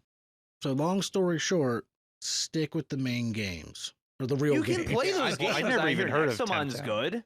Never heard I'm of sure it. these That's games why. are fine. Well, like Power World, like visually, it feels like a direct ripoff of the new Legend of Zeldas. Like everything about it feels like Legend of Zelda. I feel like there's so many games that try to rip off Zelda vibes. It's kind of Wow. crazy. Well, those And are that's the crazy. amazing games. The crazy. They're beautiful. The crazy thing is that Breath of the Wild came out in 2017. Like it came out whenever the Switch launched, March 7th, 2017. That was the whole 7 reason years I ago. got a Switch. Was for that game. 7 years ago. Why are we trying to emulate a game that came out 7 years ago still? I'm sure that you can emulate other games. It's kind of crazy. Not to knock on Zelda at all. It's a beautiful game, but why are we all trying to emulate a game that came out 7 years ago still? Like make your own game. Make it based on another style. I don't know. Check out Xenoblade. Xenoblade is gorgeous. I don't know. Like it doesn't need to all look like Zelda. It doesn't need to all look like Elder Scrolls. See, Like you can go for other styles. I really want to see another game come out. Do you remember? It was a game, but it was also an anime cartoon, whatever, called Monster Rancher. I've heard of it. It was on a So- phone Never at some played point. or The watched. game, I want to say it was on the original PlayStation. You would put it in, you'd launch it, you'd get playing. You could go to a certain point in the game where it would let you remove the game disc and put in other like music or I think movie or other game discs, and it would, like in the cartoon, it would pull the creature out of that game disc and you could add it to your collection and search for the Phoenix. Oh, shot. Interesting. I always wanted another game like that where like you had to use things that would otherwise have absolutely nothing to do with the medium that you're playing to try and meet an end goal. I don't know, just something about that I thought was just super unique, and I've never seen it since. That is so cool. I did not know that, and I want to look it up. That is sick, and that's like PlayStation, like PS1. I want, yeah, I'm pretty sure it was PlayStation 1. It would, now I'm probably getting this wrong, but if I remember, it would essentially, you get to the one spot where it would let you take it out, and it would run off of a file that you put on your save card so that it wouldn't actually close the game. And then when you put the next disc in, it would read it, and it would, I don't know if it would like look for something specific or if it would randomly generate, but it would pull the creature off of it. So what do you mean by the next disc? Like, give me an example of what disc you put in there. Like, I would get to that point in the game, I would take out the game disc I'm playing, yeah. and I would put in Final Fantasy VII and see what I get off of it. Interesting. Or I would put in So these guys Linkin Park. programmed in there somewhere that if somebody throws in a Metallica CD, theoretically, this you creature. might get something. Just like, I don't know if you know this, but the PlayStation 2, track 1, if you put it into a CD player, track 1 is the game. Track 2 forward is music and sound effects of the game. Just throwing that out there. just learn something new every day. There you go. Nerd. That is sick. Yeah, I would love that. love to see another game come out similar to that. I just, something about mixing mediums like that. I is want to just- research what happened to it, like, because I've heard of the game, but I don't know anything really about it. But yeah, I'm definitely going to dive into it and find out. I wonder if we sell it. I'll look it up. Now I'm curious. Maybe I have it. Maybe I could try this myself. It's either that or I dreamt it, Ah, but I don't think I Right. You dreamt it. woke up in another universe again. Yeah. Mandela that's effect. sick. I need this in my life now. Oh, That you're is looking so at it right cool. now. Dude. That's so cool. If anyone listening knows what I'm talking about or knows what happened to it, please comment, send us a message. You know, I would love to get back into that game. That was so much fun. And because again, you were looking for the Phoenix. That was the whole point of the anime. You're That was- looking for Jean Grey, yes. What, Famke Janssen. yes, I would love to find her. Yeah, okay, that's enough ranting about that. It was just one of those games that like 20 something years later, it stuck with me, and I'd love to see a resurgence. Like how everybody used to joke around about when's Battletoads coming out until they finally remade it. Like I would love to see a remake of this one. Biker Mice from Mars. That needs to come back. Wow, I remember that. Yeah, it was awesome. Let me ask you, what is your favorite Pokemon and why? Of all the games, which one would you My choose? Like if you were a favorite real life, Pokemon. if Pokemon was real, which one would you want? Like if you could have one in your back pocket. Yes. Oh man. My favorite Pokemon and my Pokemon that I want in real life, I think those are probably two different answers. My favorite Pokemon is Cyndaquil, Oh, aka the Cyndaquil's starter cool. from Gen 2. Gold, Silver, Crystal. My favorite Pokemon game is Pokemon Crystal, by the way. Love Pokemon Crystal. To this day, nostalgia. Love that game. Suicune's my favorite legendary. Cyndaquil's my favorite Pokemon, favorite starter. It's funny because I used Totodile all the time back then whenever I was a kid. But my love for Cyndaquil came from whenever I was doing a Heart Gold playthrough on my YouTube channel, and I basically would change my profile picture on YouTube, make like my icon something based on like my current series, and my current series back then was Heart Gold. So I'm like, let's do Typhlosion, and somebody cooked up, like one of my friends cooked up like a sick like profile picture for me. And I just kind of became known as like the Typhlosion dude back then. Like, I don't know, like everyone like would be like, dude, that's so sick. I love Typhlosion. And then I started just being like, yo, I kind of fuck with Typhlosion. I kind of love this Pokemon. Like, Cynical Lime, like, I kind of love this guy. This is sick. And like, over time, I just started loving Cynical so much more, to the point that I just started I started saying it's my favorite Pokemon. Like, it wasn't my favorite Pokemon from like a kid. I just kind of became my favorite Pokemon. Yeah, that's basically where my love for Cynical came from. Kind of out of nowhere, if anything, from just doing a series on YouTube. But that's not who you would want in real life? See, in real life, you have like, all of these different things. You could say you want Abra because you could teleport anywhere. You could say you want Mew because it could learn every single move, or TM or whatever. You could say that you want a dragon or bird because, like any of those Pokemon because they could fly. You could say you want any Pokemon that's water type because you could, surf across the ocean like a Lapras or something. But for me, I always think, what would be a sick Pokemon to like have as like my counterpart, have as like my companion, have as like, like the Pikachu to Ash. I want someone like a Pokemon like that. And I always think like, what's that dope ass Pokemon that I would like to have with me? And I always think, what if I had a Greninja, dude? What if I had a Greninja? A fucking Ninja Frog. Shiny. He's just I'm glad that you said badass. Battletoads earlier, and now he's another Greninja. It would have to be a shiny Greninja, though. That all black. Oh, That's man. my favorite shiny right there, dude. My Oh. favorite shiny ever. Shiny Greninja is so sick. Greninja is just so cool, dude. And like, I'd imagine having like a Greninja as like my partner in real life, and like, I don't Just know, be your dude. muscle. He'd be badass as all, dude. Michael, what's your favorite Pokemon? I don't have an answer to that. It'd be one of the turtle ones. I'm still learning who all these new Pokemon are as I go. Well, what are we at now? Like 1,100? Is that what? That's a lot. There's at least 1,000. Yeah, over 1,000. So I can tell you flat out, my favorite shiny is Umbreon. Well, Umbreon shiny is amazing. There's just something about that slick black cat fox dog looking thing with the baby blue circles. Like, I love that shiny. Beautiful shiny. It reminds me of my pug, except Aw. not lazy. I like Torkoal. Okay. You like Turkle? Yeah, Dude, I mean- Turkle's dope. Yeah. I had to finagle my way to get me one. I had to find a friend who knew a friend to get me one. Yeah, it's I, like I, India I have a exclusive tortoise in real Pokemon life. Go. Yeah, I got a tortoise in real life, so I like anything turtle-like. Any Pokemon looks like a turtle, that's wrong game. That's what I want. That's sick. I mean, I think Turkle is like India only in Pokemon Go, right? Yeah, it's not Yeah. from here. That's all I know. Yeah. Yeah. Okay, so Crazy. a buddy of ours, John, he swears up and down that a fully leveled up, evolved, ready to go Blastoise is the most powerful Pokemon in the entire game. Nothing can beat it. How do you feel about this? Blastoise is my fucking boy. I love Blastoise. As far as him being the best Pokemon ever, if you're leveled up and get a moveset, I disagree. Definitely not. But in Pokemon Unite, which is a MOBA like Pokemon style game, similar to like League of Legends, but very, very, very, very dumbed down. Yeah. I play Blastoise in that game, and I fucking love Blastoise so much. I adore Blastoise with all my heart and soul. He's definitely one of my favorite Pokemon. So, base take, incorrect, but based. Okay. That didn't go the way I planned. I was really hoping for You like just want to. something I could throw in his face and be like, look, the professional said this, but instead you just backed him up. You gave 100%. John hope. And that's the worst thing you can give John is hope. Blastoise, dude. I cannot. I love Blastoise. He's definitely wrong, but like, I respect that. Well, no, that's the only part we're gonna save is John. You were wrong. Yeah. You're motherfucking wrong, but like base. I'll send just that clip to him. That'll be the whole episode next time.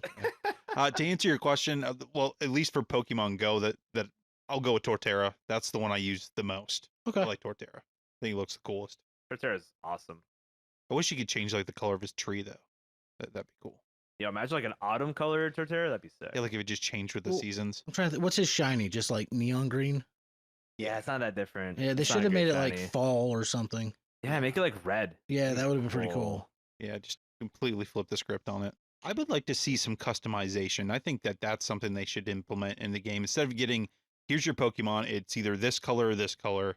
Like let's get away to where not like every dog looks the same, not every monkey looks the same. Why don't we get some more than one variation of a Pokemon or a way to mess with it to where it can look differently? I think the only one like that is Spindle. But the swirls and stuff can be in different patterns. But yeah, I see what you mean.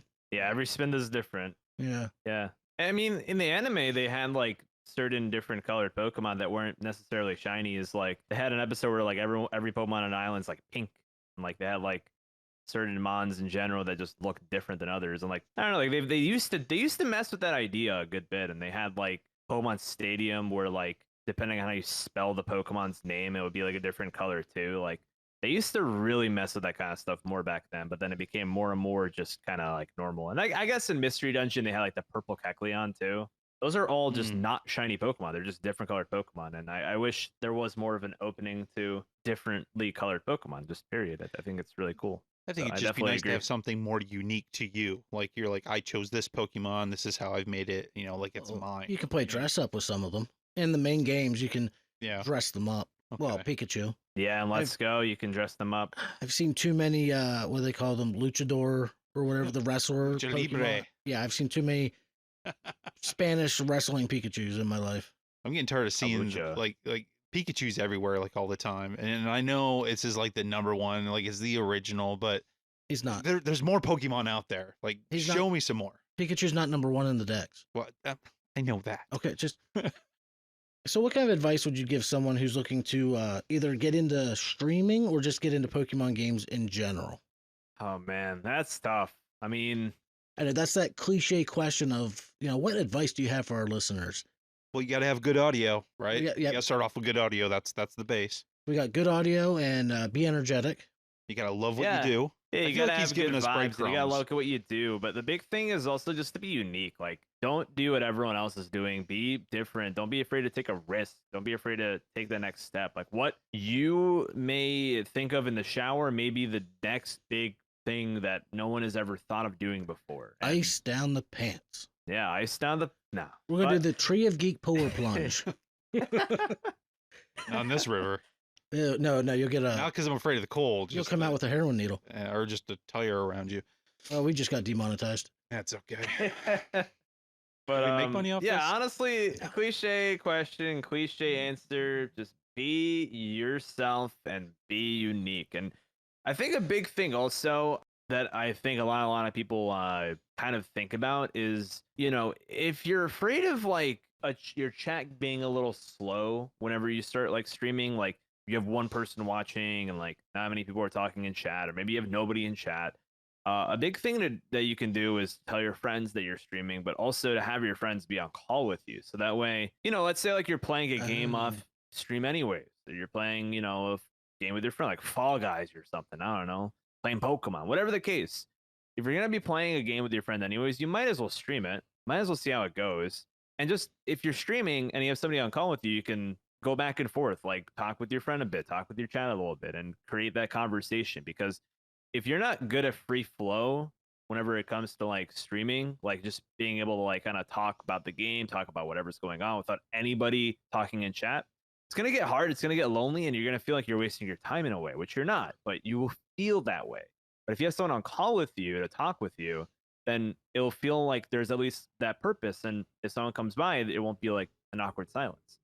I thankfully did YouTube before I started streaming. So if I ever had a dead chat, which, I thankfully, very luckily did YouTube before Twitch. So, I already had a community on Twitch before I started streaming on Twitch because I brought people from YouTube. But, if I didn't, I would be able to have that free flow where, I'd feel like I'm kind of making a YouTube video because you don't interact with anybody whenever you are making a YouTube video. You're just kind of playing the game and talking about whatever you want. So I'd be decent with that free flow already since I did YouTube back then, but not everyone has that. And not to mention streams are a lot longer than YouTube videos. So over time, you probably would run out of things to talk about and run out of things to do, and you'd be like, well, that's it for me. So don't be afraid to get some friends on call, and don't be afraid to just have a good time and try some new and fun things out. Those are my biggest pieces of advice. Great pieces of advice.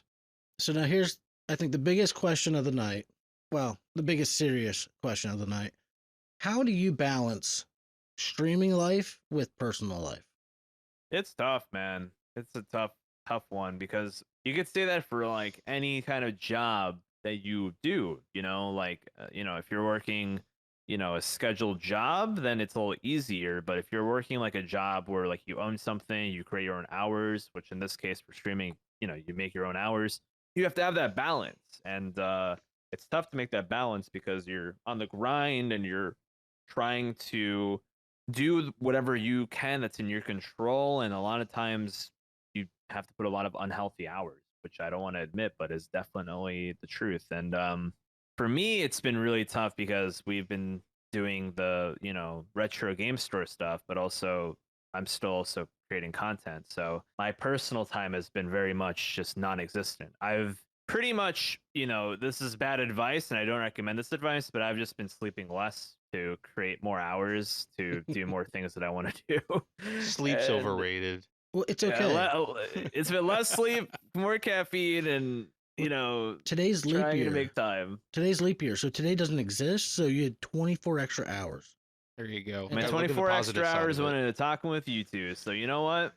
Hell yeah, dude. But yeah, I'm hoping, whenever I get things more established, with the store stuff being done and open and all that, I can really form my days and figure out, okay, like this time of the day, I'm not doing any work. I'm going to do other stuff, because I think it's important to know your limits and not to burn out. And absolutely.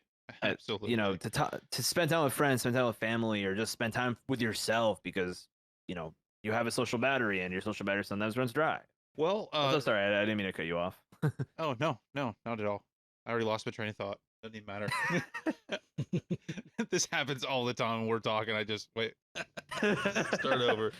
Yeah. Well, hopefully, like you said kind of earlier, with you getting this store going and, with your streaming, you said that there was a possibility you might, you've already started streaming products from your store. Maybe you sacrificing all this time to get that store running is going to help you in the beneficial areas in the future, so you can kind of merge the two a little bit, or cross streams, as it were. Yeah, exactly. And that's a really cool thing, where the story is still going to be in the content realm. So content creation is just kind of just always be part of my life. Like, I still want to stream on my own channel, and I will be, because I need to. I need to make money. I need to live. I need to pay bills. But also because I love it. But at the end of the day, the store is gonna be not profitable for a little bit. So like, I need to make sure that streaming is just a good part of the store, a good part of my life, and I honestly wouldn't want it any other way. The big problem is just time. If you had time in a Crack bottle. that code. Yeah, I hear that. Yeah. All right. Well, I do believe that that was an amazing interview. Do you have more? I think that's good. Yeah. Thank you guys so much for having me. That was so fun. One of the things that I actually was typing up earlier, because you guys were giving me questions, was how whenever it comes to streaming, I kind of like to talk about like all these different things, and then start off talking about, how someone's day is going, to talking about like, what our favorite cereal brand is, to then talking about this random embarrassing memory I had in middle school. Like, you never know where conversations can start and then end. And that's exactly how I felt on the podcast, where we just started talking about one thing and then ended up talking about some random shit. And it's just great. So thank you guys for an awesome time. I really appreciate it. We like a very loose structure. But listen, you sacrificing your time, and I know we had some scheduling issues for a while to get you here, but the fact that it happened means a lot to me, and I know it does to Josh. Josh has poured so much time and energy, 5 times, 10 times what I do, into this podcast. So thank you very, very much for doing this for us. We so greatly appreciate it. Of course, dude. Of course. And yeah, absolutely. We'll love to hear more of your guys' podcasts, and super excited to be a part of this. Super excited to see where things go, and just had a blast. So thank you guys again. I really, really appreciate it, and it's super worth the time. I'm blessed to be here, man. I'm blessed. Thank you. We really appreciate you stopping in. Elliot, please go ahead, take a minute, plug all your stuff, let everybody know what's going on in your life. As far as things go, my name is GalacticElliot. I stream on Twitch.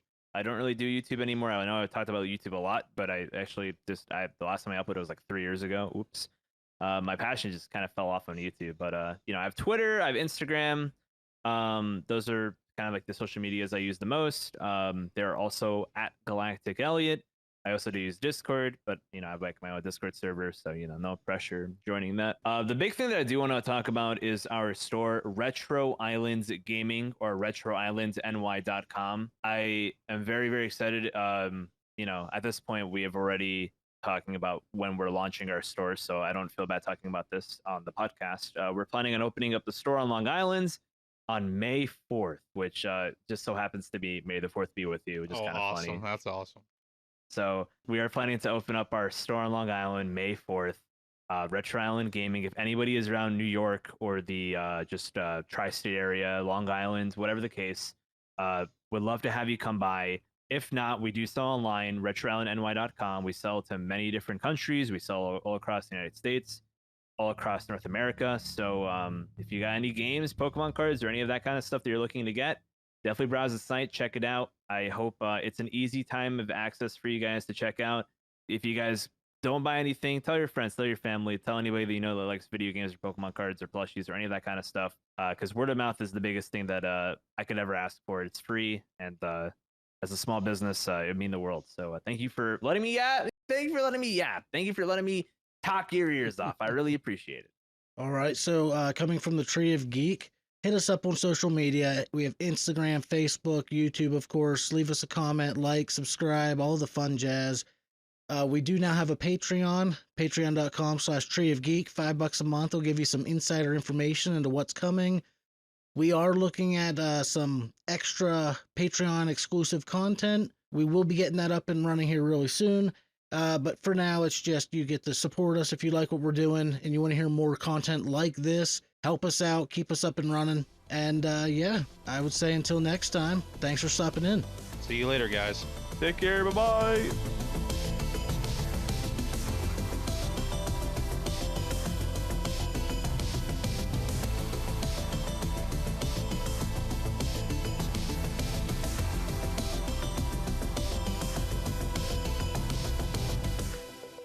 That was outstanding.